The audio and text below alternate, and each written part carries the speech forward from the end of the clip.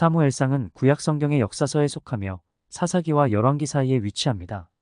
구체적으로는 룻기 다음 사무엘하 이전에 자리하고 있습니다. 이 책은 이스라엘이 사사시대에서 왕정시대로 전환되는 중요한 시기를 다루고 있어 역사적으로 매우 중요한 위치를 차지합니다. 사무엘상하는 독립적인 단권이 아닙니다. 모든 상황이 초기화되어 이제 시작하는 단계가 아니라 모세오경을 거쳐 시간적으로나 역사적으로나 여기까지 이른 것입니다. 역사적 측면에서 이스라엘은 사사가 통치하는 시대에서 인간의 왕이 다스리는 시대로 넘어가는 과정에 있습니다. 사무엘상에서 사사 통치의 마지막 사사인 사무엘이 등장합니다.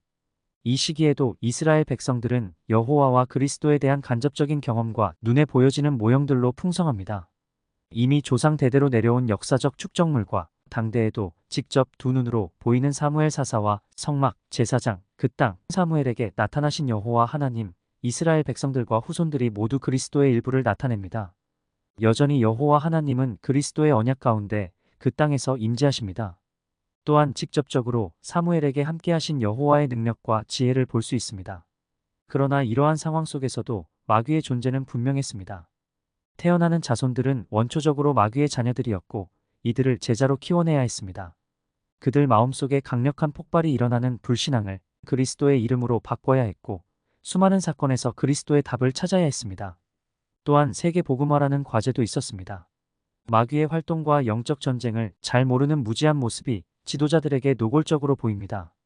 블레셋 우상을 섬기고 제사장 아들 둘이 제사 드리는데 자기 편의대로 행동하는 모습, 이를 내버려두는 엘리 제사장, 나중에 사무엘의 자녀들도 수준이 한참 떨어지는 것을 볼 수 있습니다. 사울은 마귀의 놀이터가 됩니다. 그러나 이 상황에서도 다윗과 주변 사람들은 그리스도의 언약을 믿고 따릅니다. 이웃의 적인 블레셋 사람들도 여호와 하나님과 애굽 땅에서 행한 일을 알고 있습니다.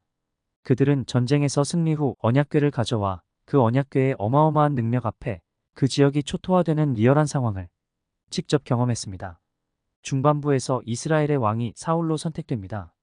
여호와가 왕이신데 이스라엘 백성들은 눈에 보이는 사람의 왕을 선택했습니다. 이제 이 왕의 선택의 결과로 이스라엘 전체가 담보로 잡히게 되었습니다. 교체할 수도 없어 그만큼 리스크가 큽니다. 초대 왕인 사울이 등장합니다. 선택되는 과정과 이스라엘 백성들에게 인정받는 사건이 일어납니다. 그런데 재위한 지 2년 만에 결정적으로 여호와의 명령을 거역합니다. 사무엘이 늦게 오자 스스로 제사장이 되어 제사를 드리고 아말렉과의 전쟁에서도 모두 죽이라는 명령을 어깁니다. 결국 여호와께서는 사울을 버리십니다. 사울은 내면적으로 매우 허약합니다. 주변 상황에 따라 여호와의 언약을 자신의 임의대로 해석하여 행동합니다. 최고의 사사인 사무엘의 지도를 받아도 왕으로 선택되어도 결국 마음을 그리스도로 지키지 않으면 내면에서 끊임없이 일어나는 불타는 욕망을 그리스도로 밀어내지 않으면 결국 그 욕망에 지배당합니다. 이제 포커스는 사울을 버리고 택하신 다윗에게로 향합니다. 사무엘이 기름 부음을 한 이후 여호와의 신이 충만하게 임합니다. 악기를 다룰 때 악신을 이기고 골리앗과의 싸움에서 이기며 가는 곳마다 전쟁에서 승리합니다. 여호와의 신이 함께 하시지만 그럼에도 불구하고 다윗은 자신의 마음을 그리스도로 철저히 지킵니다. 사무엘상 중반부부터 끝장까지 사울과 다윗의 대립을 보게 됩니다. 사울은 자신의 권력을 이용해 명령을 내리고 수행하는 수많은 신하들에 둘러싸여 있습니다. 반면 다윗은 보잘것없는 사람들과 함께 도망다닙니다.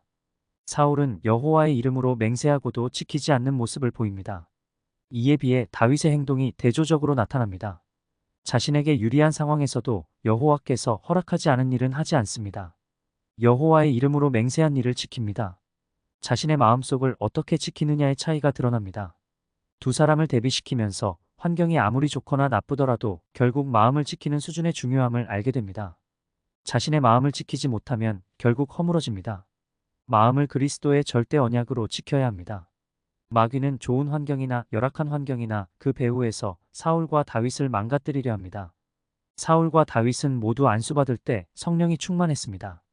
그러나 사울은 그 상태를 유지하지 못하고 다윗은 계속 유지합니다. 결국 이 둘은 마음속 내면에서 승부가 갈립니다. 이 내면의 상태는 갑자기 키워진 것이 아니라 어릴 때부터 형성되어 왔습니다. 마귀는 철저히 사울을 가지고 놀았습니다. 사울뿐만 아니라 이스라엘 사람들을 가지고 놀았습니다. 정치, 경제, 사회, 문화, 군사를 장악한 왕인 사울을 가지고 놀았으니 이스라엘 나라가 엉망이 됩니다.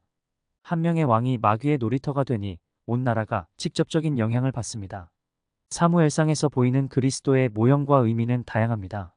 사무엘은 제사장, 왕, 선지자의 역할을 모두 수행함으로써 그리스도의 삼중직을 예표합니다. 다윗은 여호와의 마음에 합한 자로서 예수 그리스도의 가장 중요한 모형이며 언약의 유전적 계승자입니다. 이스라엘의 왕정은 하나님 나라의 지상 모델로 오늘날의 교회에 해당합니다. 사무엘상은 이처럼 다양한 방식으로 그리스도를 예표하며 하나님의 구원 계획이 어떻게 그리스도 안에서 성취되는지를 보여줍니다. 이를 통해 우리는 그리스도의 역할과 사명, 그리고 우리를 향한 하나님의 사랑과 계획을 더 깊이 이해할 수 있습니다. 사무엘상은 또한 영적 전쟁의 현실을 생생하게 보여줍니다. 이스라엘 백성들이 겪는 외적인 전쟁과 내적인 갈등은 모두 영적 전쟁의 일부입니다. 블레셋과의 전쟁, 사울과 다윗의 갈등, 백성들의 우상 숭배 등은 모두 영적인 차원에서 이해될 수 있습니다. 특히 사울의 몰락과 다윗의 부상은 영적 전쟁에서의 승리와 패배를 잘 보여줍니다. 사울은 처음에는 하나님의 선택을 받았지만 점차 하나님을 멀리하고 자신의 욕심을 따르다가 결국 마귀의 완전한 지배를 받게 됩니다. 반면 다윗은 끊임없는 시련 속에서도 여호와를 신뢰하고 그리스도의 언약을 내면에서 붙잡음으로 영적 승리를 거둡니다. 사무엘상은 또한 하나님의 주권과 인간의 책임 사이의 균형을 보여줍니다. 하나님은 이스라엘의 역사를 주관하시지만 동시에 인간의 선택과 결정을 존중하십니다. 사울의 실패와 다윗의 성공은 모두 그들의 선택의 결과이지만 그 배후에는 하나님의 섭리가 작용하고 있습니다. 이 책은 또한 지도자의 중요성을 강조합니다. 사울과 다윗의 대조적인 모습을 통해 한 나라의 지도자가 어떤 영향력을 미치는지 잘 보여줍니다. 지도자의 내면의 영적 상태가 전체 백성에게 미치는 영향이 얼마나 큰지를 알 수 있습니다. 사무엘상은 여호와의 언약의 신실함도 보여줍니다. 이스라엘 백성들이 반복적으로 실패하고 하나님을 배반함에도 불구하고 하나님은 자신의 언약을 지키시며 그들을 인도하십니다. 이는 그리스도 안에서 완성될 하나님의 구원 계획을 예표합니다. 결론적으로 사무엘상은 그리스도와 영적 전쟁이라는 두 가지 큰 주제를 중심으로 이스라엘의 역사를 조명합니다. 이 책은 우리에게 영적 전쟁의 현실을 인식하고 그 안에서 그리스도를 바라보며 승리하는 삶을 살도록 도전합니다. 또한 개인의 내면의 선택이 얼마나 중요한지, 그리고 그 선택이 어떻게 하나님의 큰 계획 안에서 작용하는지를 보여줍니다. 우리는 이 책을 통해 2024년도를 살고 있는 우리의 삶도 영적 전쟁의 한가운데 있음을 깨달을 수 있습니다. 사울과 다윗의 이야기는 우리에게 어떤 선택을 해야 하는지, 어떻게 하나님을 신뢰하고 따라야 하는지를 가르쳐 줍니다. 우리도 다윗처럼 어려운 상황 속에서도 하나님을 신뢰하고 예수는 그리스도라는 절대 언약을 내 마음에 심겨 살아갈 때 영적 전쟁에서 승리할 수 있을 것입니다.